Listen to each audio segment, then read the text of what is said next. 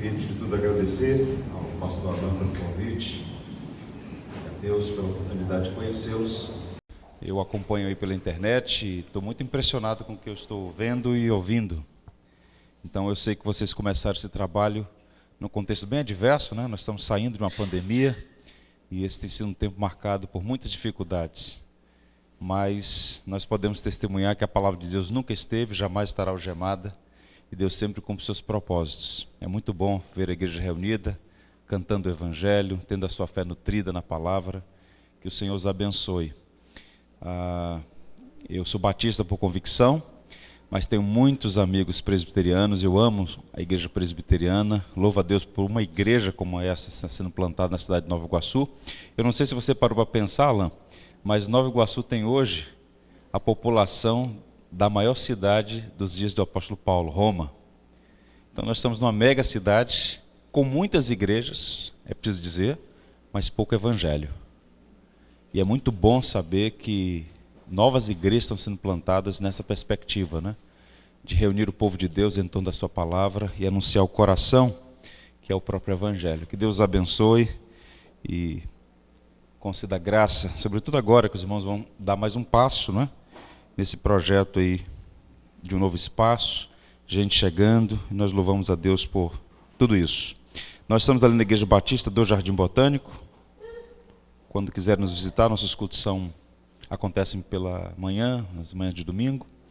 E orem por nós também, o desafio é muito grande. A zona sul do Rio é uma espécie de microcosmo da Europa, né, secularizada. É uma região bonita, culturalmente com muitos aspectos interessantes, mas ao mesmo tempo muito carente, muito empobrecida. E nós precisamos também difundir o evangelho naquela região do Rio de Janeiro. Deus então nos abençoe grandemente. Eu queria compartilhar uma palavra pastoral com os irmãos. Eu peço a vocês que abram a Bíblia no Saltério. Leremos o Salmo 3. São apenas 8 versos.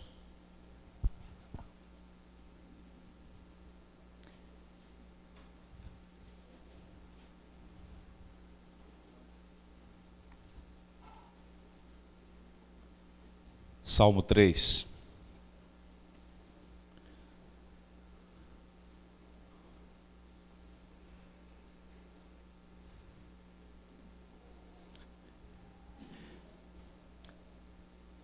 Assim diz a palavra de Deus. Senhor, como tem crescido o número dos meus adversários. São numerosos os que se levantam contra mim. São muitos os que dizem de mim: não há em Deus salvação para ele. Porém tu, Senhor, és o meu escudo, és a minha glória e o que exaltas a minha cabeça. Com a minha voz clamo ao Senhor e ele do seu santo monte me responde. Deito-me e pego no sono, acordo, porque o Senhor me sustenta. Não tenho medo de milhares do povo que tomam posição contra mim de todos os lados. Levanta-te, Senhor, salva-me, Deus meu. Pois feres os queixos a todos os meus inimigos e aos ímpios quebras os dentes. Do Senhor é a salvação, e sobre o teu povo a tua bênção. O sofrimento, irmãos, é um tema recorrente no saltério. Via de regra, quando nós pensamos nos salmos, lembramos apenas de um aspecto, de um elemento dos salmos, o louvor. Mas quando examinamos esse conjunto de 150 poesias, o que nós temos aqui é um intercâmbio de louvor, sim, mas também de lamento. Muitos salmos de lamento.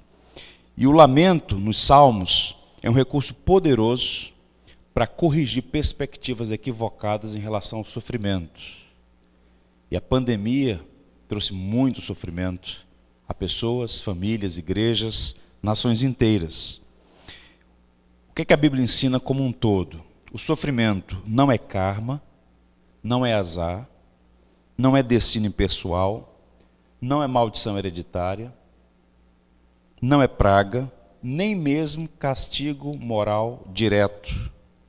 O sofrimento existe porque nós vivemos fora do jardim. Nós vivemos num mundo marcado pela queda. E o pecado não é uma manchinha no ser humano. O pecado é a maior força em operação no mundo, exceto o poder de Deus. Todo o cosmos foi afetado pelo pecado, a criação geme. Nós vivemos num mundo marcado pelo sofrimento. É uma realidade inescapável. E nesse exato momento aqui, embora eu conheça poucas pessoas, eu tenho certeza que há aqui, entre nós, gente sofrendo pelos mais variados motivos. O que difere de um para outro é a natureza, a intensidade e a duração. Mas todos nós sofremos. A vida não é indolor. Eu tenho certeza que nos últimos anos aí, nesses últimos meses, você passou por dificuldades, muitas dificuldades.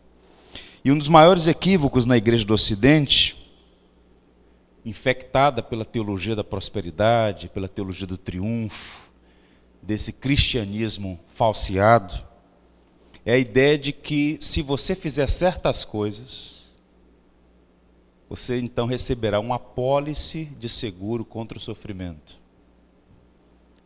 No Brasil, cujo evangelho é como um grande oceano, a igreja evangélica, né? Um grande oceano com um palmo de profundidade, do ignorante bem intencionado ao charlatão mau caráter, o que não faltam são pessoas para pregar em todas as esquinas das cidades do Brasil, uma espécie de isenção da dor. No entanto, quando a gente abre a Bíblia, e especialmente quando nós abrimos o Saltério, esse poderoso recurso, manual poderoso, que nos ensina a orar, a adorar a Deus, nós não encontramos nada que sugira vida indolor. E Davi, o maior escritor do Saltério, a vida de Davi não é uma propaganda de vida indolor. Se tem uma pessoa experimentada no sofrimento, no Antigo Testamento, esse indivíduo, Davi. E esses salmos, esse conjunto de 150 poesias, repito, é muito rico no lamento. E o Salmo 3, ele introduz esse tema de uma maneira muito rica. Você tem o Salmo 1 e 2, funciona como uma espécie de prefácio dos 5 livros, provavelmente organizados pelo escriba Esdras. E nesse salmo especificamente, que é um salmo de lamento, dos 42 salmos de lamento, nós temos aqui um muito especial. E esse salmo específico que acabamos de ler, abre uma espécie de janela para a alma de Davi. Tente imaginar assim, vamos criar essa imagem. Você tem uma janela a partir da qual você vai olhar para o coração de Davi. O único homem chamado de homem segundo o coração de Deus. Nós vamos ter aqui um retrato 3x4 de uma pessoa sangrando, sofrendo, e como é que ele reage diante da dor e do sofrimento. Esse salmo, se você observar na sua Bíblia, há um cabeçalho ali que está no texto original. Nem sempre essas notas históricas são originais, por vezes são notas tardias, mas nesse caso, o Salmo 3, é dito assim: Salmo de Davi quando ele fugia de Absalão, seu filho. Está no original hebraico. Esse é um momento dos mais adversos na vida de Davi. Eu diria que é uma história triste, pesada e que não tem um final feliz. Mas é um salmo poderoso para nos instruir acerca do sofrimento, do lamento, confiança em Deus. E nós podemos aprender com aqueles que nos antecederam na fé. E Davi é um dos nossos pais na fé. Deixa eu contar para vocês a sinopse, o contexto a partir do qual Davi escreveu esse salmo. Davi tinha uma filha chamada Tamar. E tal como seu irmão Absalão, ela era muito bonita. Uma jovem linda, pura. Um de seus irmãos, meio-irmão, primogênito de Davi, chamava-se Aminon. E Aminon sentiu-se atraído por Tamar. Por muito tempo ele a cobiçou, dando vazão ao seu coração mau, perverso, pecaminoso. Até que um dia Aminon, depois de fazer um simulacro de doença, chama Tamar até a sua casa. Ele então a violenta e depois de satisfazer seu desejo pecaminoso, a enxota da sua casa e ela sai perturbada pelas ruas da cidade e encontra o seu irmão. Absalão amava profundamente a sua irmã, tanto é que quando nasce a sua primeira filha, o nome dela é Tamar. Absalão amava a sua irmã. Então Absalão conteve-se, ele não se precipitou, e por 2 anos ele nutriu ódio contra Aminon, aguardando o momento certo. 2 anos, esperando a hora da vingança. Até que em um momento oportuno, ele se vingou e matou o seu irmão. Mesmo sendo o filho preferido de Davi, Absalão sabia que tinha cometido um crime. Ele então foge, ele vai para o exílio, para uma região chamada Gesur, na Síria, para a terra da sua esposa. E fica lá no exílio. Por 3 anos, longe do pai, longe do seu país. Passado 3 anos, Absalão volta para Jerusalém. Ele é recebido, é oferecida a ele indulgência, uma espécie de indulto, uma anistia, mas apenas como um ato jurídico. Porque se nós fizermos a leitura desses eventos, no livro de Crônicas e de Samuel, 1 Samuel, é dito o seguinte: Davi, torne para casa, mas não veja a minha face. Davi concedeu ao filho o indulto, mas não o perdão. Ele voltou para o país, mas não para o coração do pai. Bem, Davi se recusa a ver Absalão, é permitido que ele volte para casa, mas não para o lar, voltou para Jerusalém, mas não para o coração do pai. Podia andar em qualquer lugar da cidade, mas não podia estar na presença do seu rei, que era ao mesmo tempo seu pai. E há razões secundárias que explicam a atitude de Davi, pressões políticas, questões de Estado, mas a principal causa é que Davi estava profundamente amargurado, ressentido, porque Absalão matou seu filho primogênito, Aminon. E o resultado disso? Absalão experimentou uma das maiores dores que uma pessoa pode experimentar. E como pastor, eu posso dizer para vocês com segurança, tem sido um dos principais problemas nas igrejas, e não apenas nas igrejas, mas reflexo da nossa sociedade. A experiência amarga da rejeição. É uma das dores mais profundas que uma pessoa pode experimentar, ser rejeitado. E nesse caso, ele está sendo rejeitado pelo próprio pai. O pai não quer ver a face do próprio filho. Nós estamos falando de 2 semanas, 2 meses, 3 anos no exílio. Ele volta para a cidade e o pai diz: não quero ver a face dele. Alguns anos atrás, para ser preciso, em 2002, nós fizemos uma mentoria, um grupo de pastores, a partir de uma obra do Eugene Peterson, Transpondo Muralhas. É uma obra fantástica, que é um recorte biográfico da vida de Davi. E nesse livro, Eugene Peterson, um presbiteriano de ascendência norueguesa, ele diz assim: o pecado se alimenta de pecado. A violação de Tamar alimentou a morte de Aminon, que alimentou o endurecimento do coração de Davi. Absalão respondeu ao pecado de Aminon pecando. Então Davi respondeu ao pecado de Absalão pecando. Absalão se livrou de Aminon matando.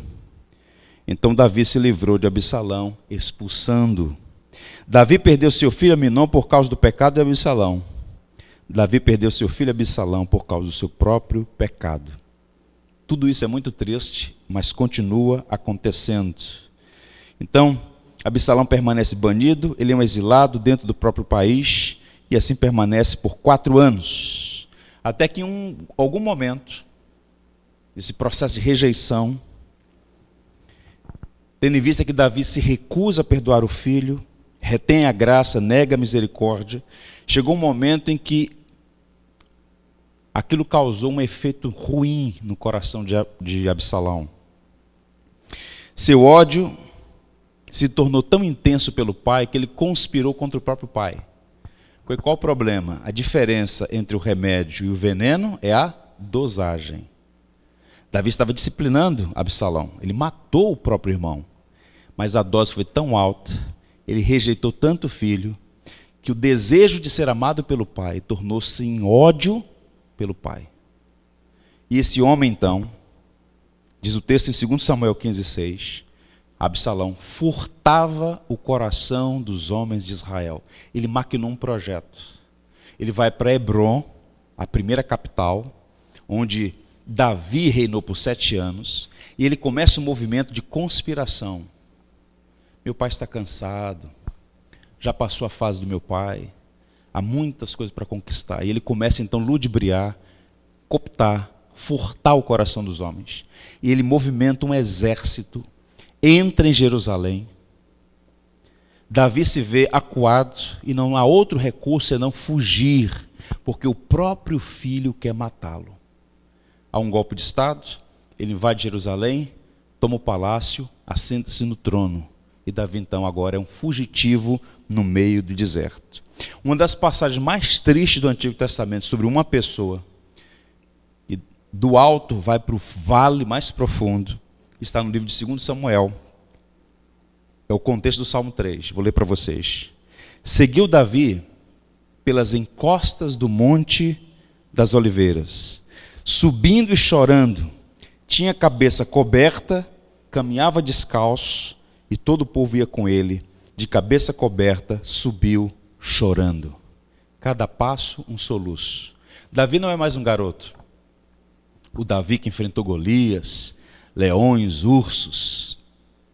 Ele tinha mais ou menos 60 anos de idade. Cansado. E agora o texto diz que ele sai humilhado, cabeça coberta e descalço, fugindo. Passa pelo Vale do Cédron, pelo encosta do Monte das Oliveiras e toma o caminho de Jericó, sentido deserto. Quem está no seu encalço? O filho, que um dia ele pegou nos braços. O filho quer matá-lo. Tente imaginar isso. E naquela madrugada, em algum lugar do deserto, Davi faz 2 orações registradas no Saltério. O Salmo 3 é a oração da manhã e o Salmo 4 a oração da noite. O contexto é esse. Davi fugindo do seu filho Absalão. E esse salmo, que é uma poesia, tem 4 estrofes, num arranjo poético de 2 versos por estrofe. Então são 8 versos, compondo aí 4 estrofes. E eu queria sua atenção para pensar um pouco sobre esse tema, no limite do sofrimento. Vamos aprender com Davi como lidar com o sofrimento. Os 2 primeiros versos nós vamos chamar de um lamento sincero. Vejam. Senhor, como tem crescido o número dos meus adversários. São mais numerosos os que se levantam contra mim. São muitos os que de mim dizem, não há em Deus salvação para ele. Davi começa com um lamento. E é nesse sentido que a gente precisa redimir o conceito bíblico de lamento. Ele chega diante de Deus e faz uma queixa. Ele é honesto. Ele encara a realidade. Ele reconhece dificuldades. Ele não falseia a realidade dizendo, Senhor, está tudo bem. Não. Veja a linguagem que ele usa. Senhor, e ele vai direto ao ponto. Tem crescido o número dos meus adversários. São muitos os que se levantam contra mim.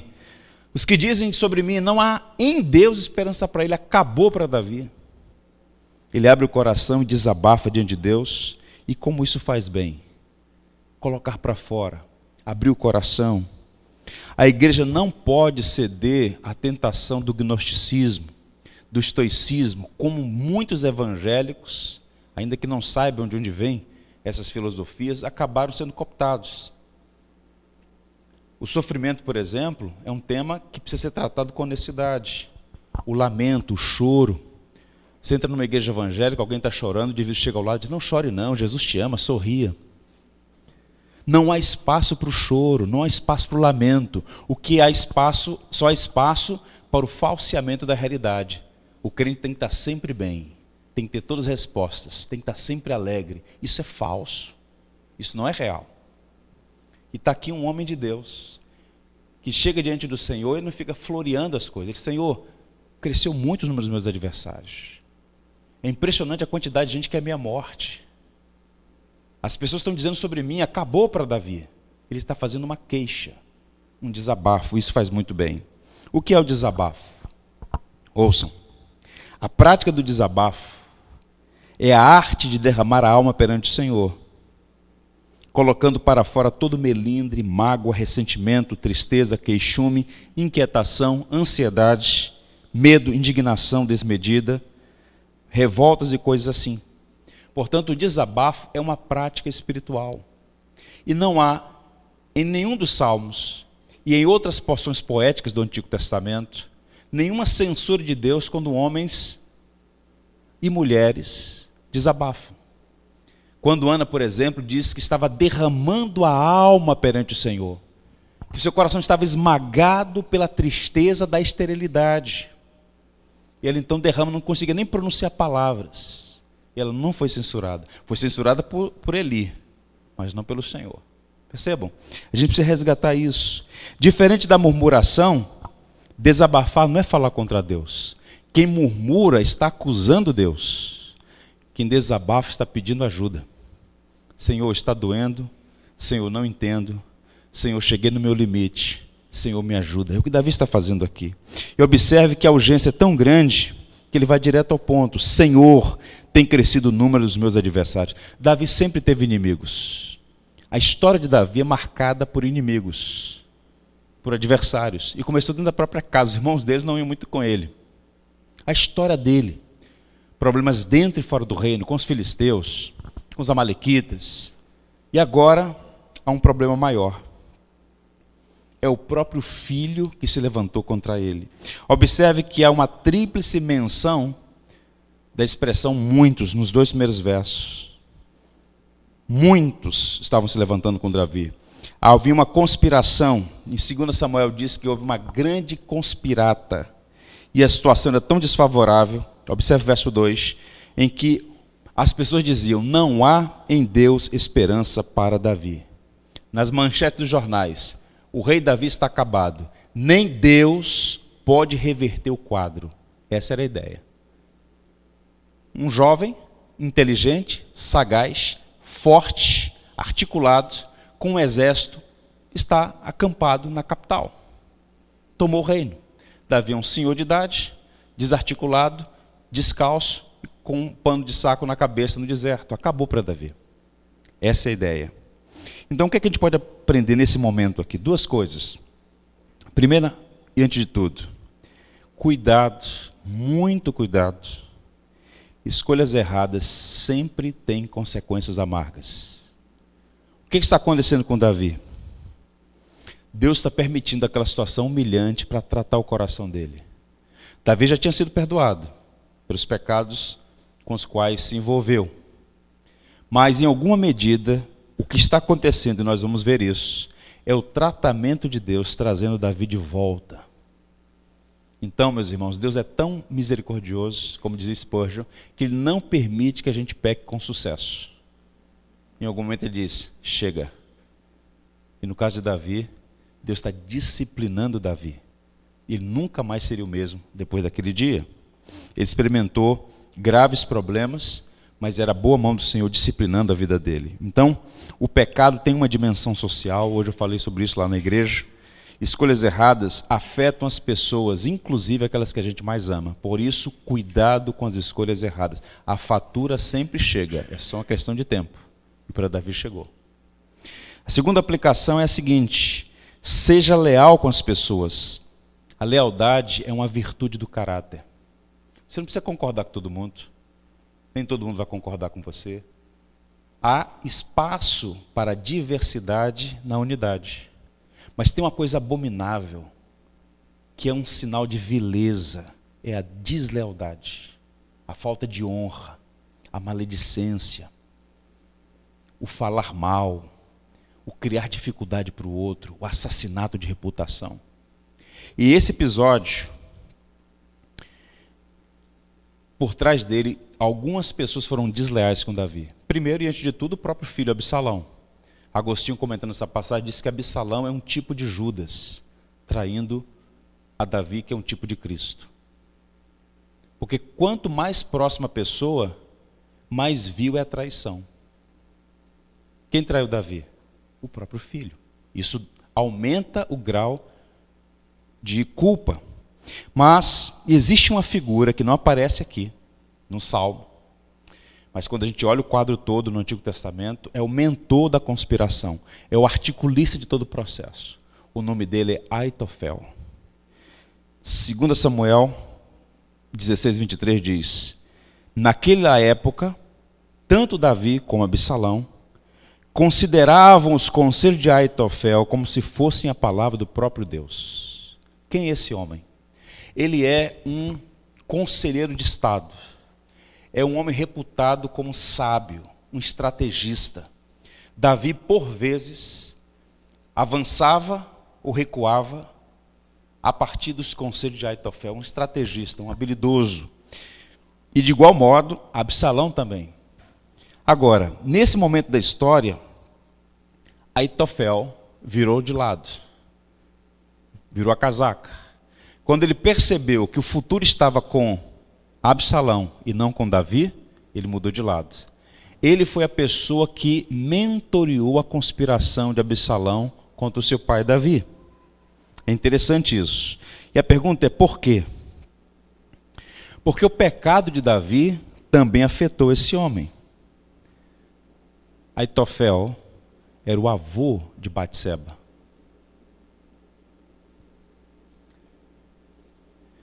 Quando Davi desonrou a família de Aitofel, afetou o próprio coração de Aitofel.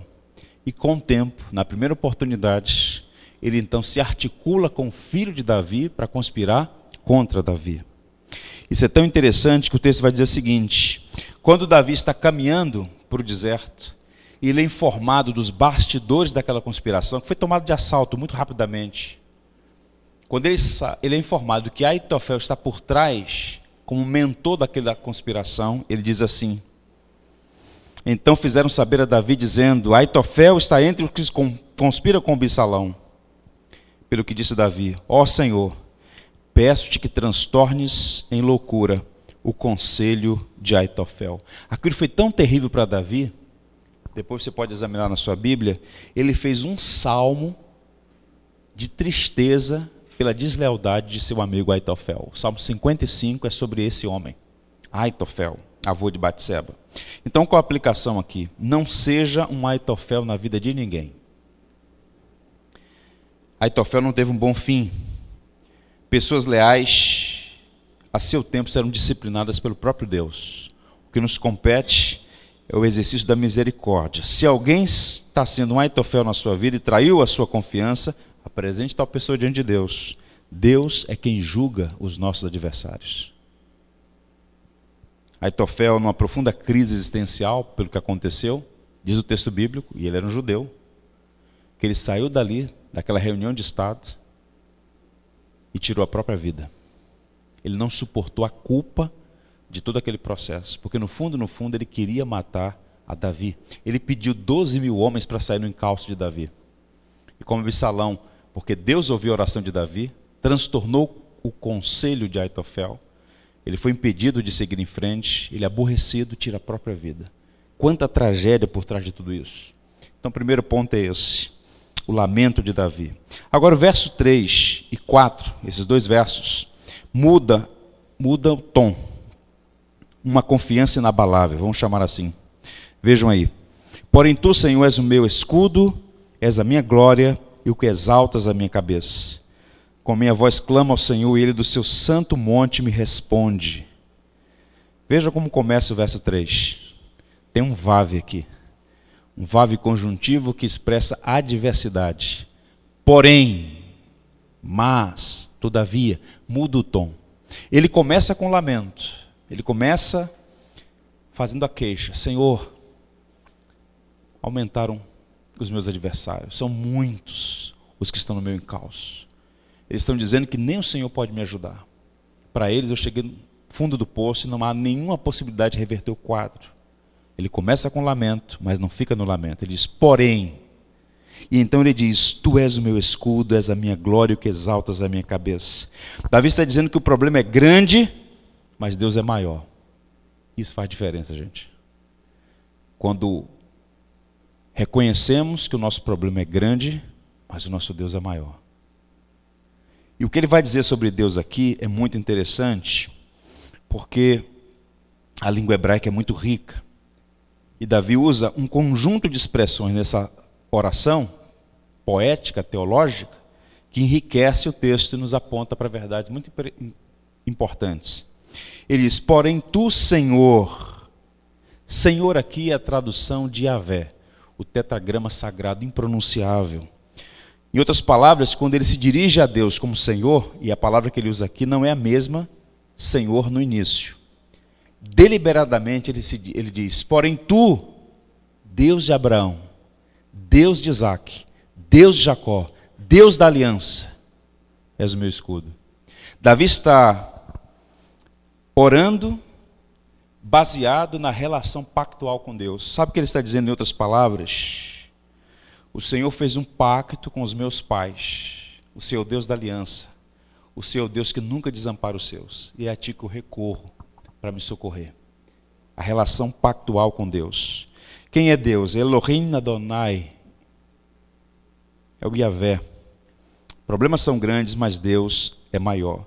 E ele vai fazer um jogo de palavras aqui interessante. Ele usou primeiro 3 vezes a expressão: meus adversários, meus inimigos. 3 vezes. E agora ele vai dizer: meu escudo, minha glória e aquele que ergue a minha cabeça.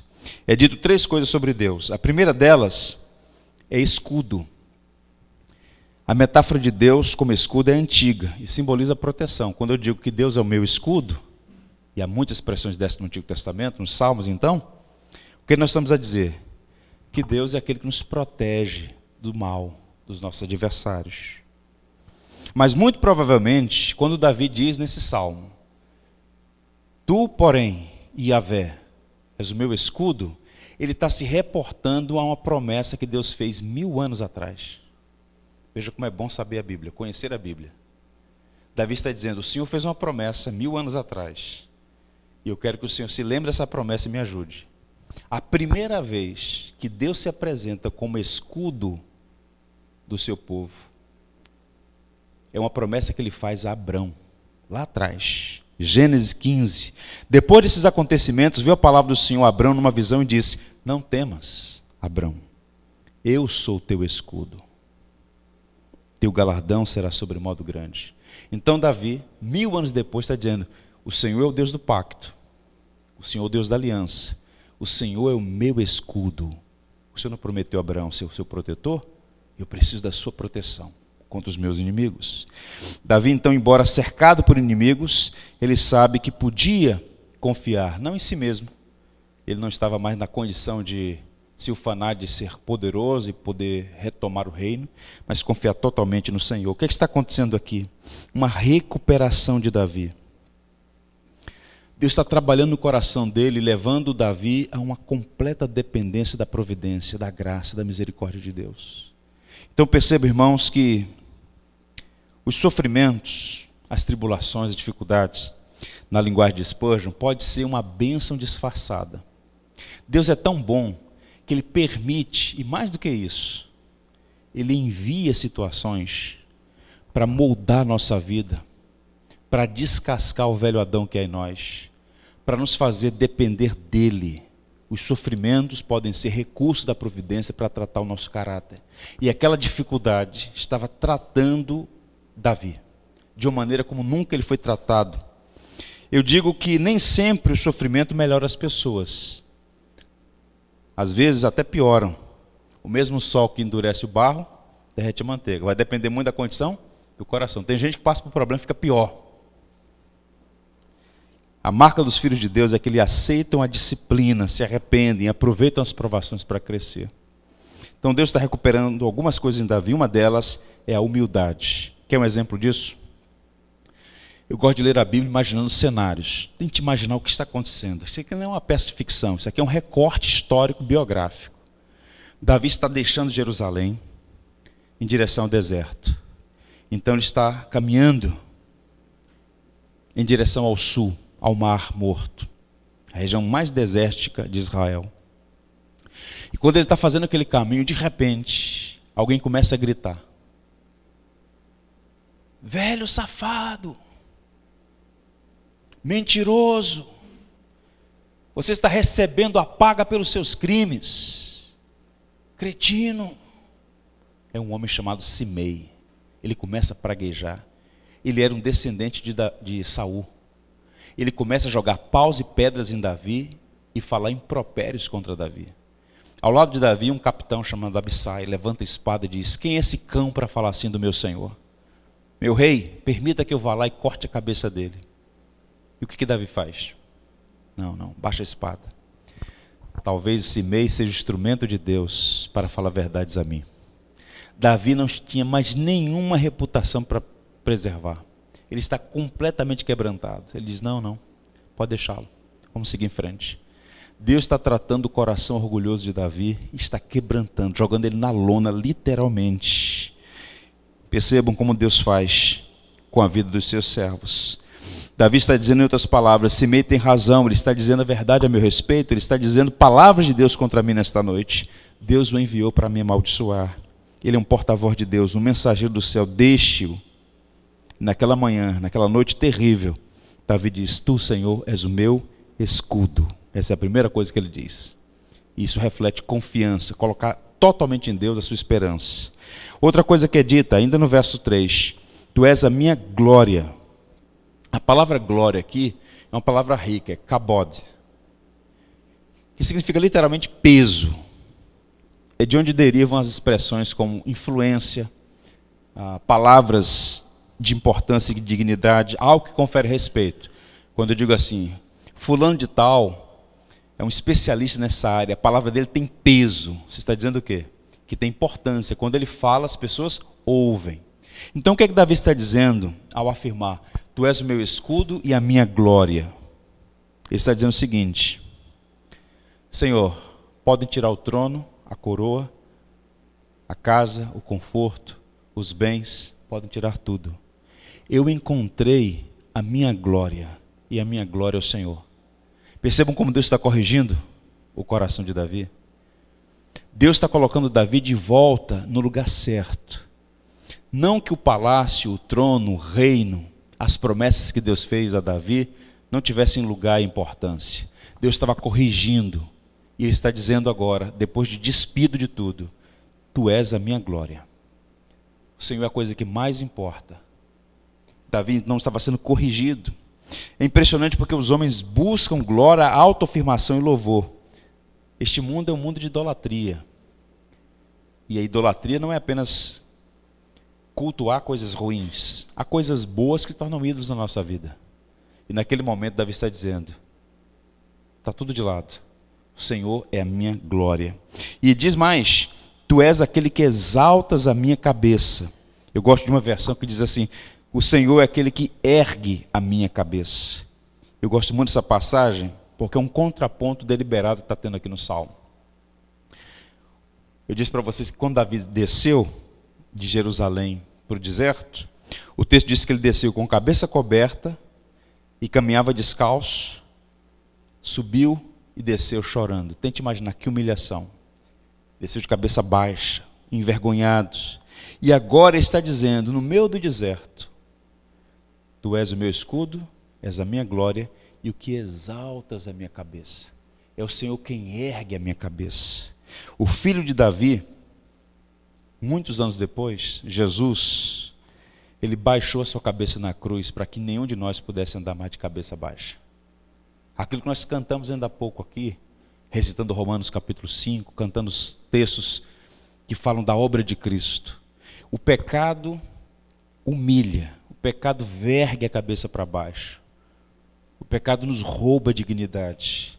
E quando Davi saiu humilhado, aquele é um reflexo do estado do pecado, das consequências do pecado. Mas naquela noite ele diz, tu és aquele que ergue a minha cabeça. Não no sentido de prepotência, ninguém vai me humilhar, eu vou vencer. Não, é o Senhor quem ergue a minha cabeça, é o Senhor quem traz de volta a minha dignidade. Há uma escultura muito interessante que capta bem isso, uma escultura de um artista da Renascença chamado Donatello. É uma escultura de Maria Madalena, está na Catedral de Florença. É uma escultura com tamanho de um adulto, né? Tamanho real, é toda de madeira, e o artista ele capturou o evangelho naquela imagem, naquela obra de arte. Maria Madalena está vestida de trapos, mas com a cabeça levemente erguida. Isso é bem reflexo da nossa realidade. Ainda carregamos os nossos trapos, mas a nossa cabeça não está mais abaixada, porque Cristo ergue a nossa cabeça. não há mais culpa nem condenação para aqueles que estão em Cristo Jesus. O que Deus está fazendo em Davi é um retrato 3x4 do que Deus faz em nós. O pecado sempre humilha, o pecado sempre derrota, sempre coloca a cabeça para baixo, mas o Evangelho nos ergue. O Evangelho remove a culpa, a vergonha, a condenação. Isso é maravilhoso. E por isso ele diz, com a minha voz clamo ao Senhor, e ele do seu santo monte me responde. Interessante isso. Quem conhece um pouco da geografia de Israel, sabe que ele está fazendo aqui uma espécie de contraponto, né? Com a minha voz clamo ao Senhor, e ele do seu santo monte me responde. Onde está Deus? No ideário popular, simbólico, Deus está em Sião. Jerusalém é uma cidade construída numa plataforma, num platô no alto, numa cadeia de montanhas. Tanto é que quando você vai a Jerusalém, você está subindo a Jerusalém. Quando você sai de lá, você está descendo.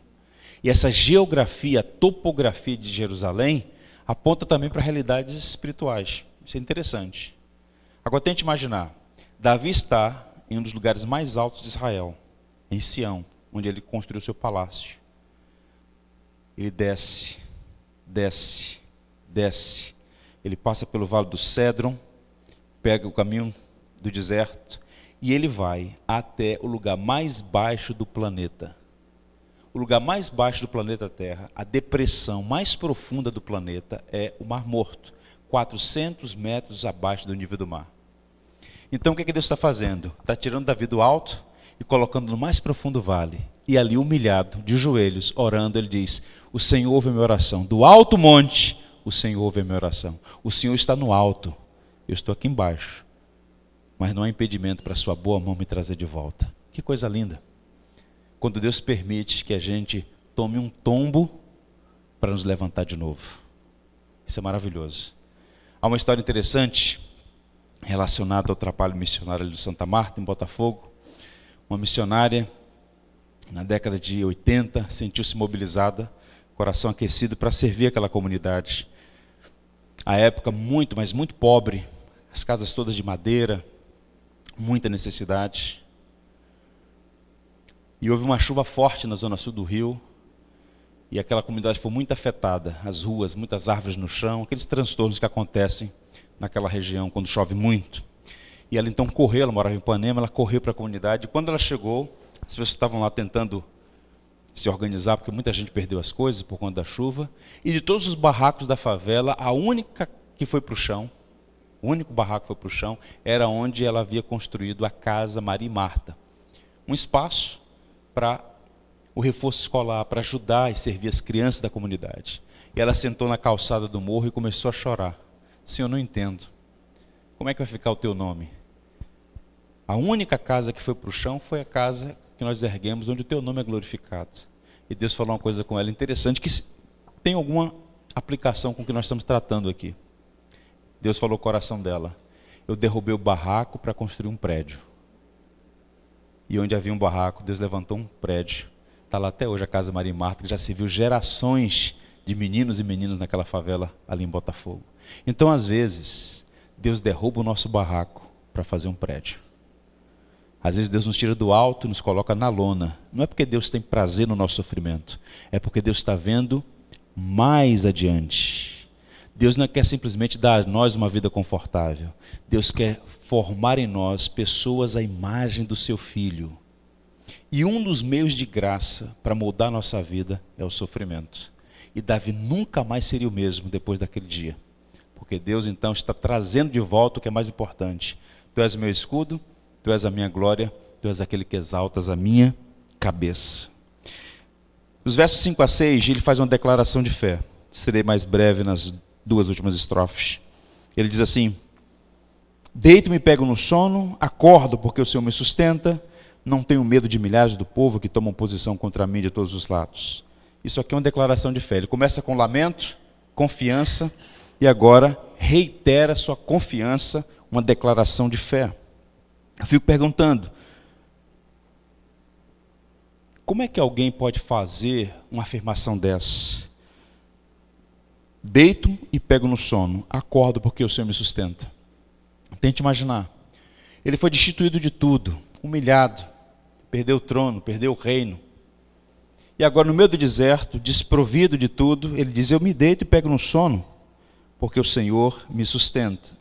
Em outras palavras, os problemas são reais, a crise é verdadeira, há inimigos por todo lado, mas ele pode deitar e dormir por uma razão, que está aí no verso 5, porque o Senhor me sustenta. Um comentarista alemão disse que a mão de Deus foi o travesseiro de Davi. Ele experimentou o que mais tarde Paulo chamaria de a paz de Deus que excede todo entendimento. Tudo é contrário, tudo é desfavorável, está um caos. Mas você pode dormir em paz, porque Deus é o teu refúgio e fortaleza. É o que Davi está dizendo aqui. Eu me deito e logo pego no sono, porque o Senhor me sustenta. E ele vai fazer algumas afirmações interessantes aqui. Como ele mesmo disse mais à frente, em outro salmo: ao anoitecer pode vir o choro, mas a alegria vem pela manhã. Não tenho medo de milhares. O homem que começou orando: Senhor, são muitos os meus adversários, no meio da oração diz: não tenho medo dos milhares. O que é isso? Um rompante? Não. Eu sou Davi, eu venci Golias, eu vou lá e vou resolver. Não. É a ideia de que Deus está no comando. Mas Deus é a maioria sempre. E Davi então está sendo levado a confiar na providência de Deus. E aqui eu faço aos irmãos uma recomendação pastoral. Descanse em Deus, durma em paz, acorde em paz. Uma das vantagens de envelhecer é que a gente começa a selecionar as batalhas.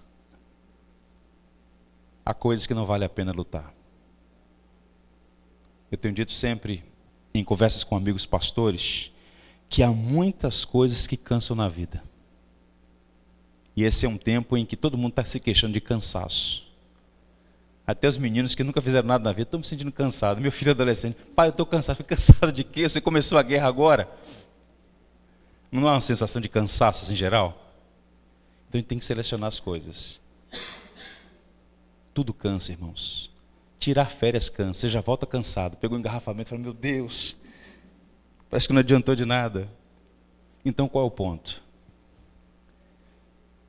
Quando a gente vai amadurecendo, a gente começa a perceber o seguinte: quais são as coisas pelas quais vale a pena se cansar?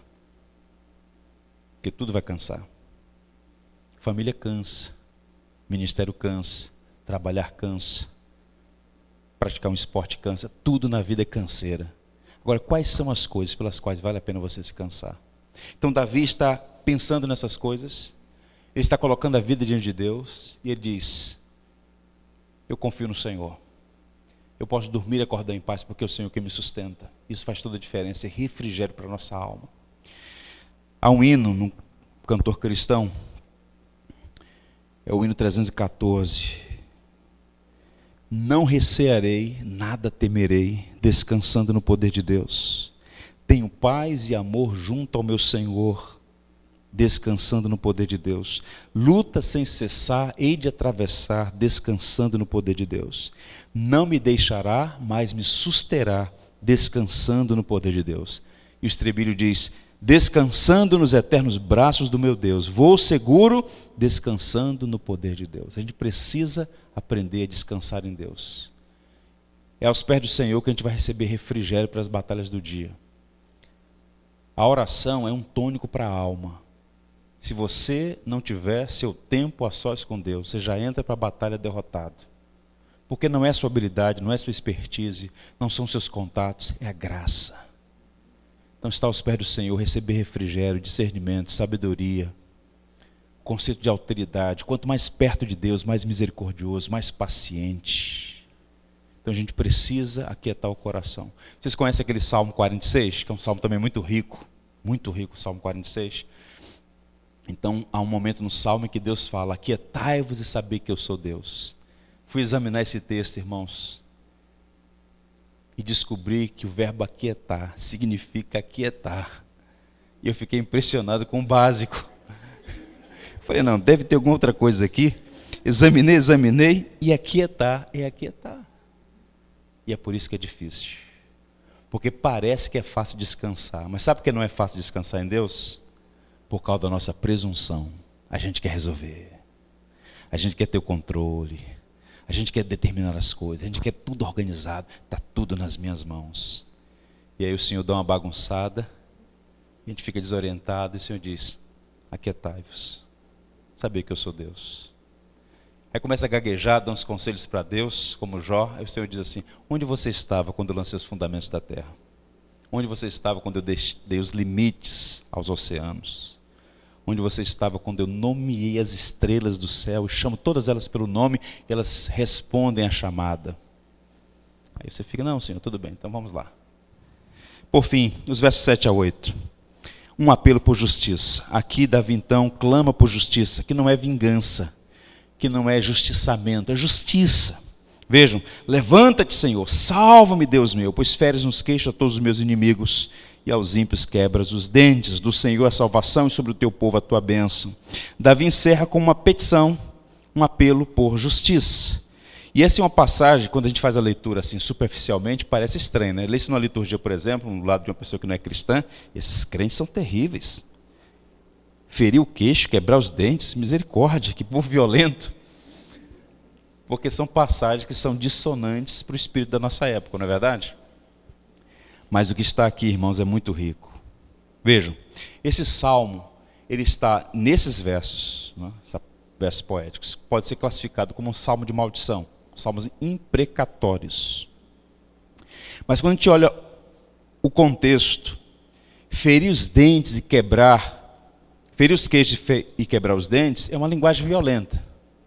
Mas são metáforas conhecidas no mundo antigo. Imagine, ouça, o golpe no queixo era o clímax do insulto e mostrava que todo espírito e poder de resistência havia terminado. O Mike Tyson dizia que todo mundo tem um plano até receber um soco no queixo, né? Porque a ideia do soco no queixo é desarmar a pessoa. Então o que Davi está dizendo de forma poética? Senhor, dê um golpe no queixo dele. Os meus adversários são vis, são maus, são perversos, insultam o Senhor. Eu peço que o Senhor fira o queixo deles. Acertou o queixo, colocou no chão.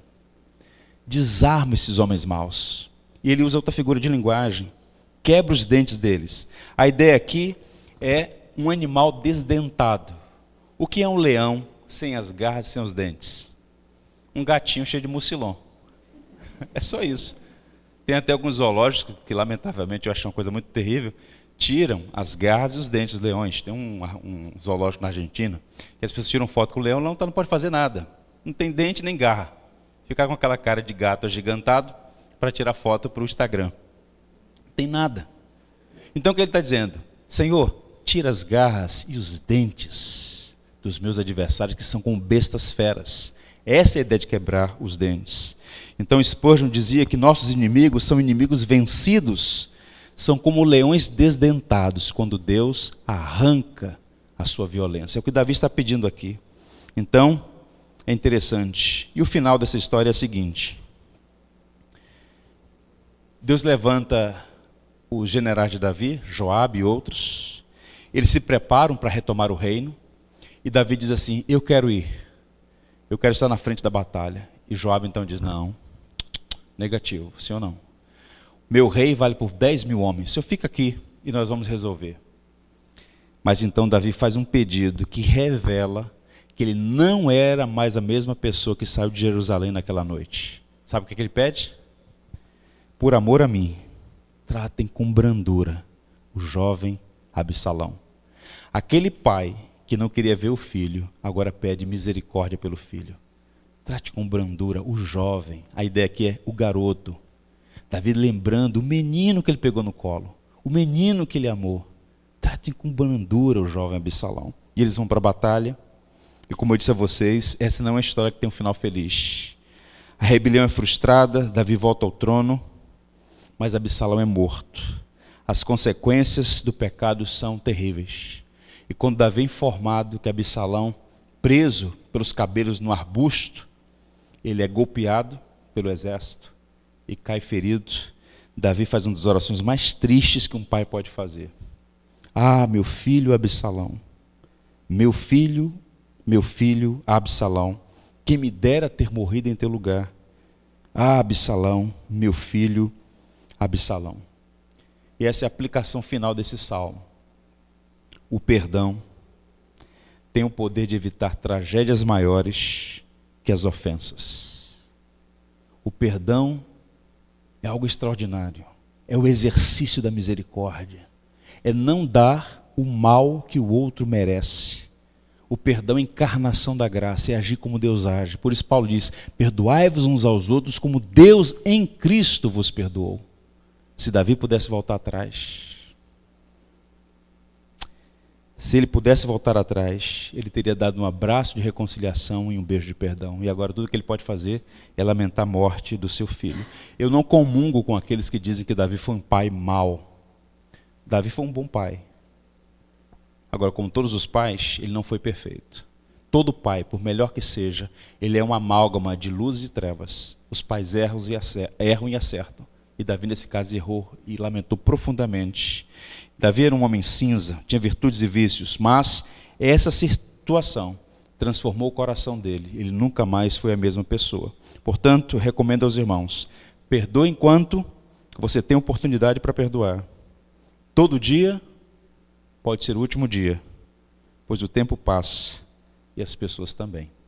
E ele encerra dizendo, do Senhor a salvação e sobre o teu povo a tua bênção. Que esse salmo sirva para nós como um bálsamo e também um instrumento pedagógico para nos ajudar a lidar com o sofrimento e a esperar inteiramente na misericórdia de Deus. Amém? Vamos ter uma palavra de oração? Vamos orar.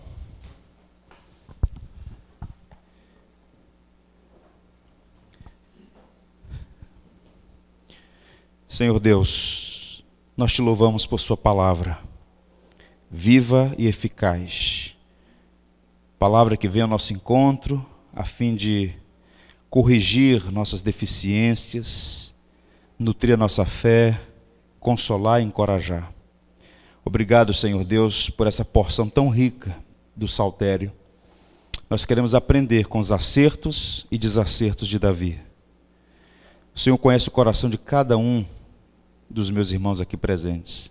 E eu oro para que o teu Espírito trabalhe na mente e no coração. Ajuda-nos, Senhor, a aprender o que significa lamentar, abrir o coração, derramar a alma. Vivemos num vale, há tanto sofrimento, tanta angústia, tanto problema, são tantas aflições que vêm sobre nós. A nossa força é pequena. É por isso que nós nos achegamos a Ti e apresentamos as nossas lutas. E ao mesmo tempo confiamos no Senhor, Tu que és a nossa glória, nosso escudo e aquele que ergue as nossas cabeças. Ó Senhor, obrigado por Tuas misericórdias sobre nós. Permita que cada um dos Seus servos aqui mantenham os olhos em Jesus Cristo, nossa única esperança na vida e na morte. E que os nossos sofrimentos sirvam como instrumentos em Tuas mãos, para moldar a nossa vida à imagem de Cristo. Enxuga as nossas lágrimas e fortalece a nossa fé e esperança nas Tuas promessas tão fiéis e verdadeiras. Abençoa essa igreja, este rebanho, seu pastor e seus auxiliares. Que a Tua boa mão, a Tua graça, as Tuas misericórdias, a Tua bondade esteja sobre cada um dos meus irmãos. Oro agradecido em nome de Cristo, Salvador nosso. Amém.